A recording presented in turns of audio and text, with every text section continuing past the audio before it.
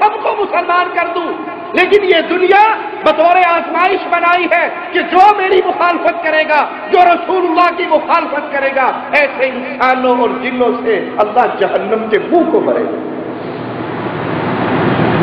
کامیاب ہے وہ جس کے دل میں یہ سوچ پیدا ہو گئی، جو بستر پہ لیٹ کر کیلکولیشن کرتا ہو، آج کے 24 گھنٹے میں نے جنت کے لیے گزارے ہیں یا جہنم کے لیے گزارے ہیں، کتنے عمل میرے جہنمی گروہ والے ہیں، کتنے عمل میرے جنتی گروہ والے ہیں، کتنے لمحات اللہ کی بغاوت میں گزرے ہیں، کتنے لمحات اللہ کی رضا میں گزرے ہیں۔ یہ سوچ پیدا کیجئے، یہ حساب لگائیے۔ یہ حساب تو سب ہی لگاتے ہیں، سعودیہ میں آئے ہوئے کتنے سال ہو گئے، کتنے پلاٹ بن گئے، کتنے مکان لے لیے، کتنا قرضہ ادا کر دیا، کتنی بیٹیوں کی شادیاں ہو گئی، کتنا پروفٹ ہو گیا، کتنا لاس ہو گیا، کتنے سال مزید پردیس میں کمائی کرنی، یہ حساب تو سب لگاتے ہیں۔ یہ حساب بھی لگائیے، زندگی کے 40 سال 50 سال گزر گئے، اس 40-50 سال میں میرے پاس کوئی ایسا عمل ہے جس کو میں اللہ کے دربار میں پیش کر کے اس سے اس کی رحمت کا سوال کر کے جنت کی ڈیمانڈ کر لوں؟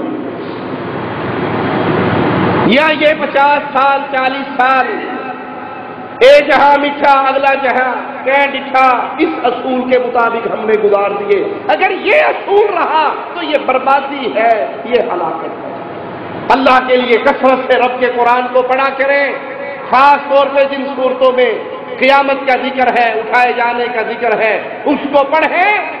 قبرستان جایا کریں، ٹوٹی ہوئی قبروں کو دیکھا کریں، تاکہ دلوں پہ پڑے ہوئے گناہوں کے زنگ وہ دھل سکیں۔ اہل نار کو جہنم میں ڈال دیا جائے گا، پھر وعدہ کیا پڑے گا؟ فذوقوا بما نسیتم لقاء یومکم ھذا، اب چکھو جہنم کے اس عذاب کو، کیوں؟ بما نسیتم لقاء یومکم ھذا، اس وجہ سے تمہیں کہا جاتا تھا اپنے آپ کو ٹھیک کر لو، ایک دن اللہ کے دربار میں پیش ہونا ہے، تمہیں یقین ہی نہیں تھا۔ اور اگر یہ چیک کرنا ہو کہ ہمیں یقین ہے یا نہیں، اس کو آپ دیکھ سکتے ہیں۔ اب قرآن کی آیات آپ کے کانوں میں پڑ رہی ہیں، آپ کا دل نرم ہو رہا ہے، آپ کو اس پر یقین ہو گیا۔ یہ کیسے پتہ لگے گا؟ جو اپنے گھر میں جائے، کیبل کے کنیکشن کو، ڈش انٹینے کی تاروں کو کاٹ کے پھینک دے، موسیقی کی سیریز باہر نکال دے، اپنی بیوی بچیوں پہ پردے کو لاگو کر دے، اپنے بچوں کے چہرے محمدی بنا دے، نماز کے نظام کو لاگو کرے، گھر کے اندر محمدیت کے جھنڈے کو قائم کرے، اسے یقین ہو گیا کہ مرنا ہے۔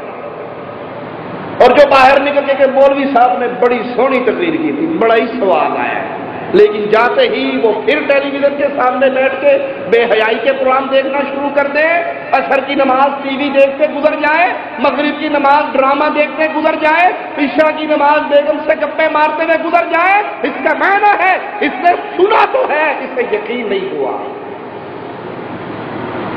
جہنمیوں کو جہنم میں ڈال کے کہا جائے گا چکھو عذاب کو، کیوں؟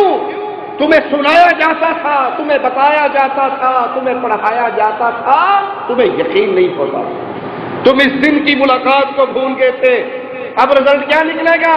انا نسیناکم وذوقوا عذاب الخلد بما کنتم تعملون۔